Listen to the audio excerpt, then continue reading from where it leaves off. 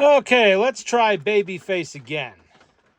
I was attempting to play this 102 and somebody had to ring my phone for nonsense. So let's try it again. I still have a small stack of records to play on this. The last few of about 50 records I've played on it before sending it back to the gentleman who was the new owner. And I want to make sure that it doesn't have any speed variations. Everything's working fine. There was a problem with the last black 102 I did in that the speed while playing was varying back and forth, up and down, up and down, up and down. I immediately thought, it's got a governor problem. Nope, I tried 2 other governors in there, changed the bearing caps a few times. It wasn't that, it's something else. But we'll figure that out at a later date. So he's going to get this one instead.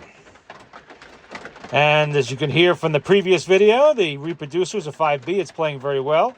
The motor is maintaining speed. I'm deliberately playing records. You could probably tell by looking at that. It's got some wear on it, just like the Hoosier Hot Shots ones I played before. I keep these records in order to try and make these machines intentionally fail. Try to intentionally fail them. And so far, it actually hasn't even stopped the machine. I was kind of surprised on one of those. It played through it. It does have a new mainspring, so that's probably why. But it's hard for these machines to play worn records. It's like driving your car up a hill. It puts a lot more strain on the motor. It has to push harder to get it done. And so far, there's been no issues. I've been testing it with the stroboscope disc. It hasn't been varying its speed, even under play, even under some of the really worn records. But I got a few more here to go, and we'll see if one of these can stop it. Let's see. This, of course, I mentioned is Babyface, Jan Garber. Let me get my other hand on there. Oh, duh. I want to test the brake, too. That one I know works. This is the manual brake holding it. It's got a full wind.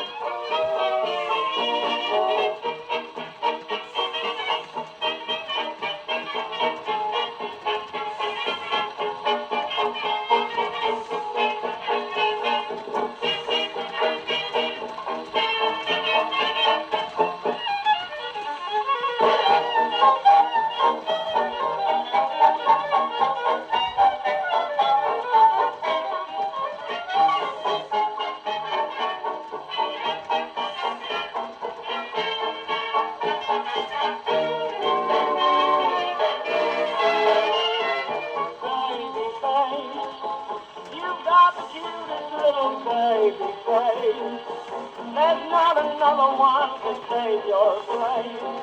Babyface, my poor heart is jumping. You sure have started something, babyface. I'm up in heaven when I'm in your fond embrace. I didn't need a shot, 'cause I just fell in love with your pretty babyface.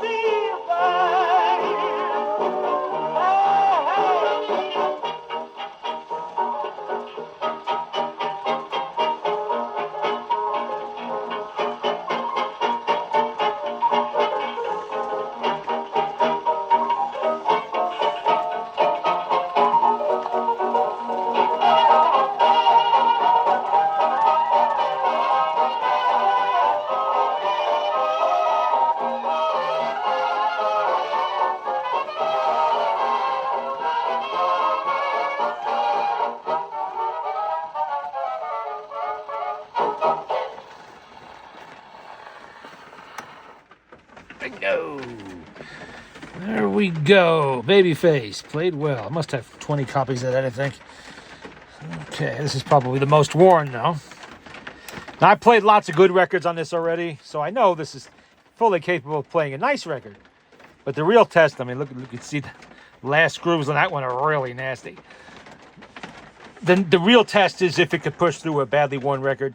And so far, this machine has proven that it is a machine that can play a fairly worn record, even dirty record, fully through, which is as long as it's got a full crank up on it. Okay.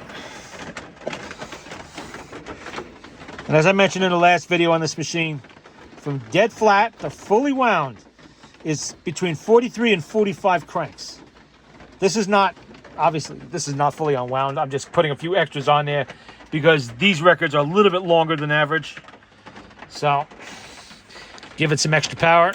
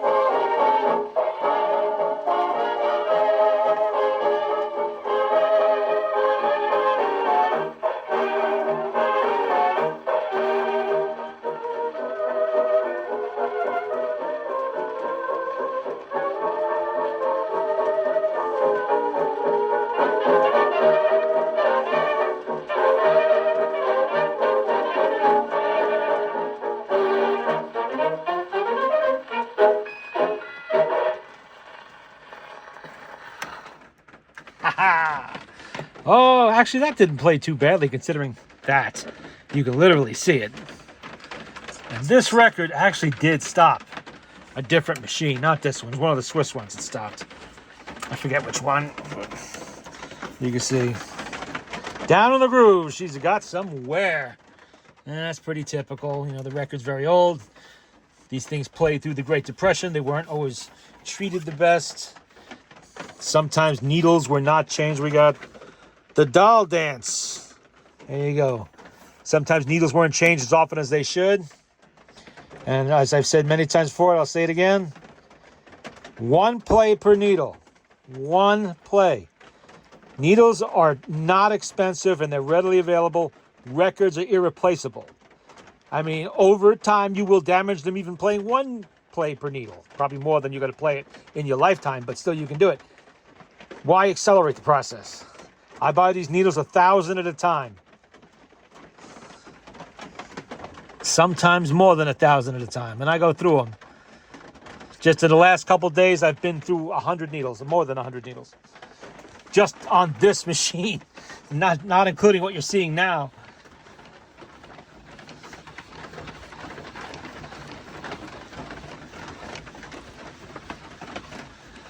And in case anybody didn't know, these are the loud needles. They come low, medium, and high. Low tone needles are your tiny ones. They're usually the best to use if you're playing, 30s and 40s type records, because they're loud to start with. And then they just blast with these needles. You heard that on the Hoosier Hot Shots records. They really blast loud. Medium, I don't really bother with medium. I'm either going to use the low tone or the high tone. I guess medium, like it suggests, is in the middle, but I don't really, I don't need three different kinds. If I'm worried about in the middle, I'll hunt up some fiber needles. I do have a nipper for those, and they can be used in these reproducers, so why not? But for the purposes of testing, like I'm doing now, I'm testing this machine, I'm using the loud tone needles. That and the sound of rain on the roof is competing with the record. This is another worn one. You can see it just flashing by there.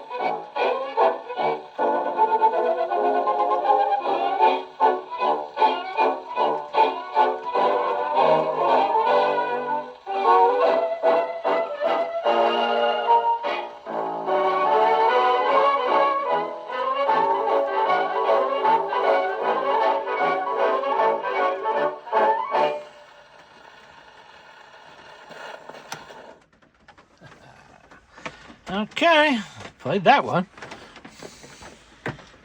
Better look at how worn that is. You can see it. With some of that surface wear, but there's a lot down in the grooves too. You can kind of hear it when it's playing, but it's not stopping the machine.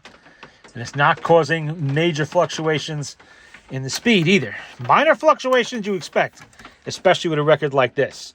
But if it pushes right through them instantly, and your ear really can't detect it, you need a stroboscope to see it, then it's working pretty good. Another thing, it's 48 degrees in here right now. That has a tendency to thicken grease. New grease, old grease, whatever, oils and all of that, makes the motor work harder. A lot harder than it would be on, say, a 75 or an 80 degree day. So that's another way of testing a motor too. Obviously, that only works certain times a year, unless I really get carried away with the air conditioning. With the electrical rates being what they are these days, I'm not likely to do that. Can't remember if did I wind this? I wound it already, didn't I? All right, we're going to play Flapperette.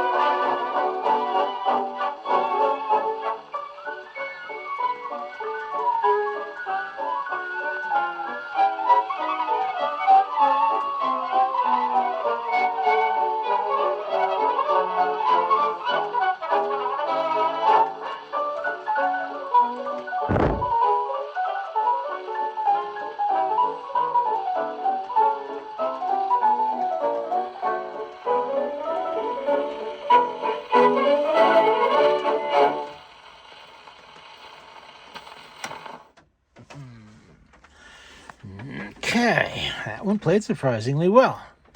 Now, being the 102D, this has the last variation of governor that HMV used in these machines, or any machine really. This is the pot metal governor with the floating springs. Probably also the best one that they ever came up with, Victor or HMV. The only complication they ever have is sometimes the pot metal bodies blister and crack and warp, and they tighten up, so they no longer function, in which case you have to switch it back to the brass one, which is fine. They work too. And other than that, they work very well. But this machine has that one. Okay. We played both sides of this one, right? Yeah, I think we did. Now, let's see what we got left in the little stack here before I got to go spelunking in the box there to find more. Oh, how about an old one? Yeah, we can play an old one I got here. I got the Stars and Stripes Forever, Sousa's Band. Need more hands. Now, that's pre-1914. For this one, what do? There's no auto brake eccentric. We come here, push the handle, there. Now you see it starts to move. This is why it still has the manual brake. Just because it was 1936, well, this one's probably about 1940, 41. They didn't just throw away their old records. The price they cost, who would? They kept them, they still played them, so these machines had to be adapted so they could play both kinds. The electrics with the auto stop eccentric and the old early acoustics like this one. And it works out. I mean, it's not a whole big major deal. It's just one little sliding switch there, an addition of the same manual brake these things always had, or variation of it anyway. Okay, let's get a needle on there. Otherwise, you'd have to monitor it. You know, so the auto brake just wouldn't work, that's all. You'd still be able to turn it on normally, but it wouldn't stop. It would just spin and spin and spin when it reached the end. Manual brake.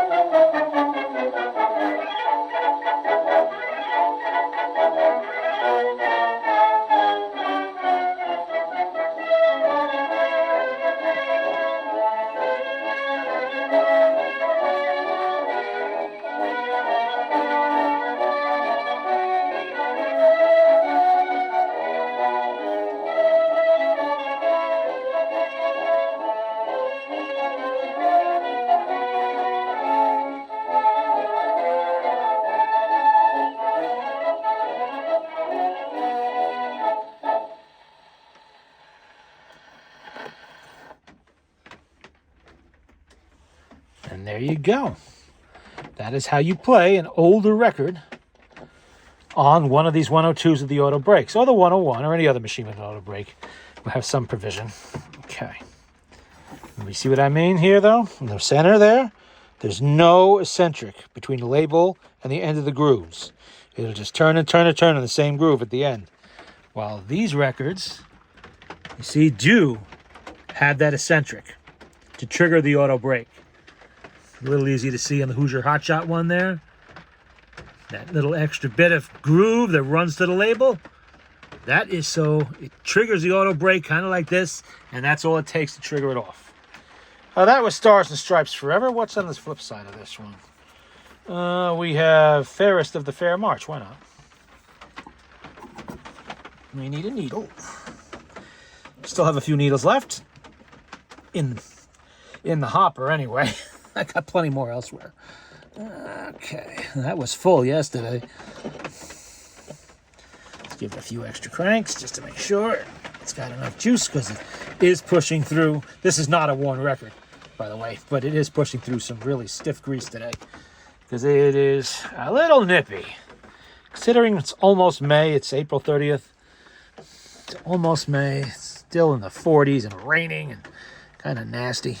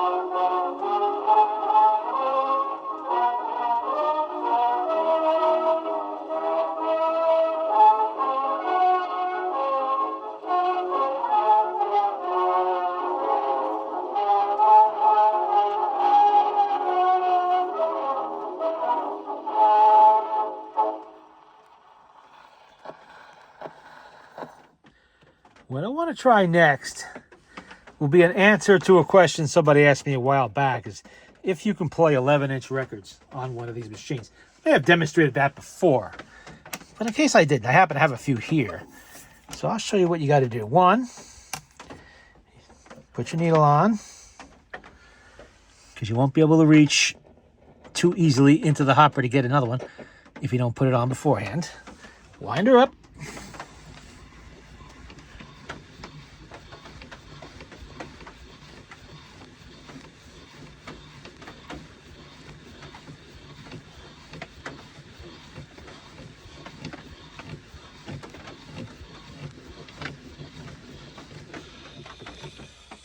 We don't need the auto brake on there.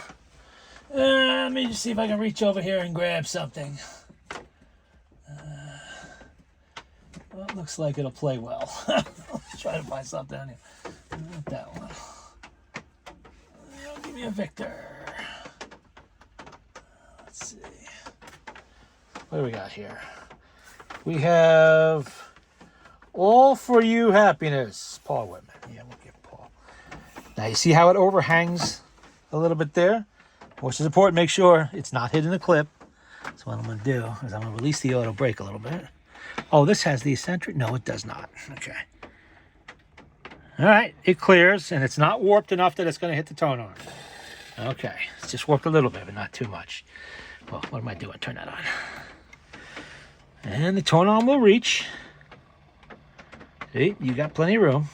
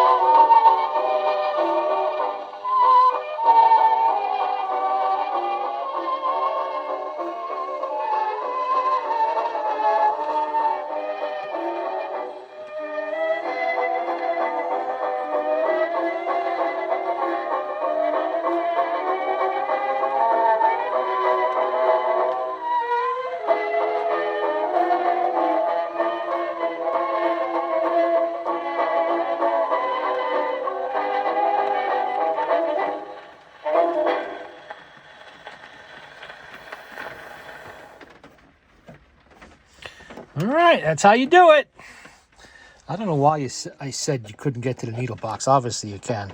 I was thinking it's a little harder to crank because it's somewhat blocked off. Put that way back there. Let's turn the record over to side B. What is side B?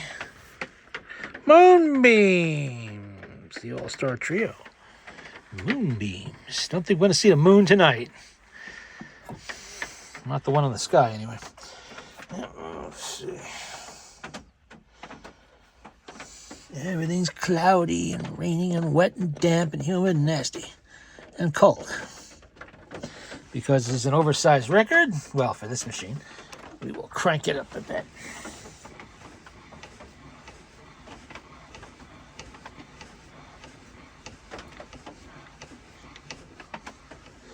That's good enough not to crank it all the way. That actually is a little bit of a worn record, isn't it? But it's pushing through it. Okay. Manual brake release.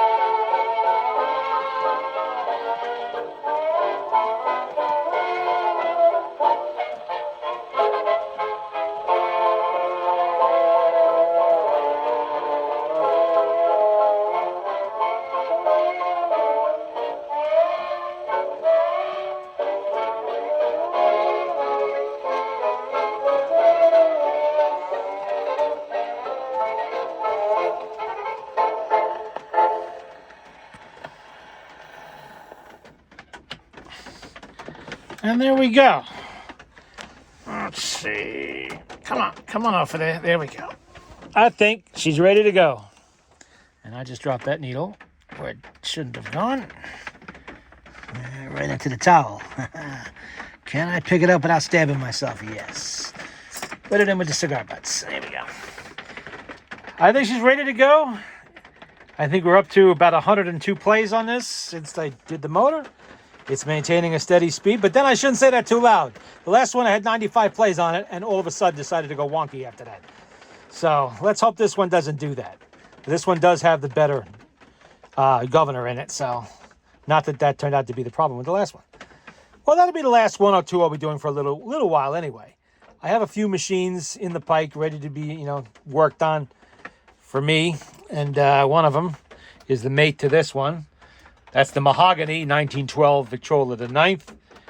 I have a 1912 Oak Victrola the Ninth that's been literally in the back of the car waiting for me to get it in here on the bench. Nice looking machine.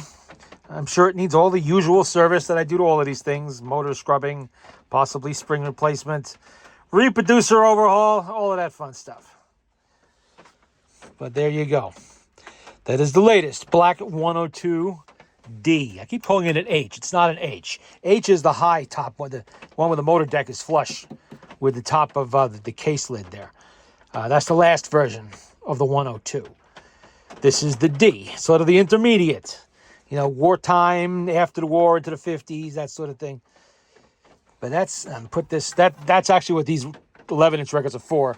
They're for that machine because that has the 11-inch turntable on it. So I keep those handy just for playing.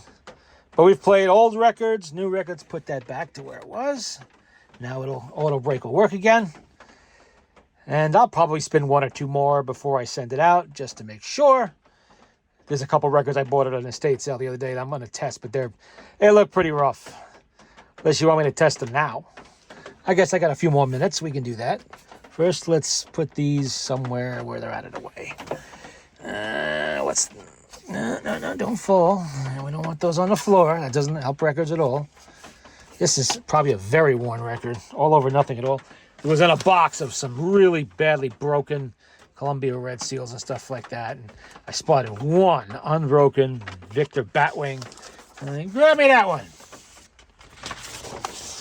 Let's see. And I know there's a Paul Whitman tune on here. Which one was it? Oh, that's the Great White Way. Homesick. We have Homesick. And this is early enough not to have the eccentric. So I'm going to guess somewhere between 1918 and 1920. I'm no expert on when these records were pressed. I know a few of them, but not all of them.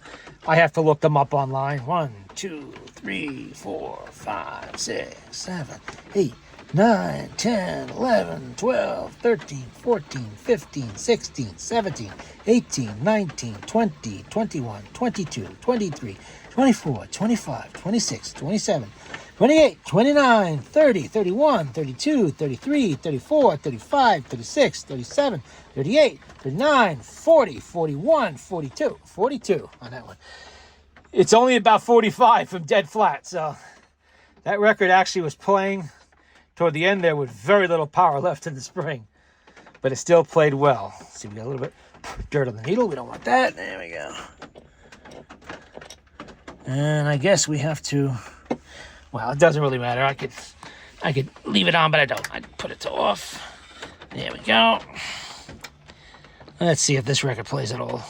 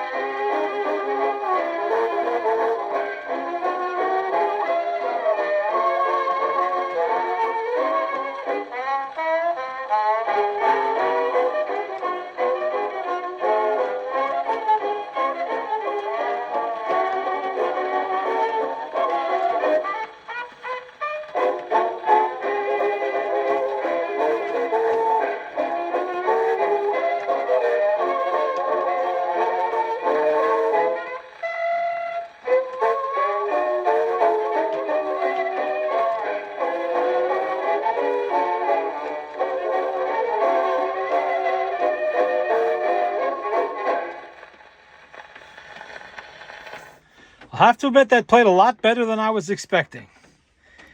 And this is a record that was actually very, very dirty. I didn't wash it, but I did wipe it down with a soft cloth. That's what the towel's for. And it does show a lot of surface wear, but I guess not down to the grooves where it matters, it's still in pretty good shape.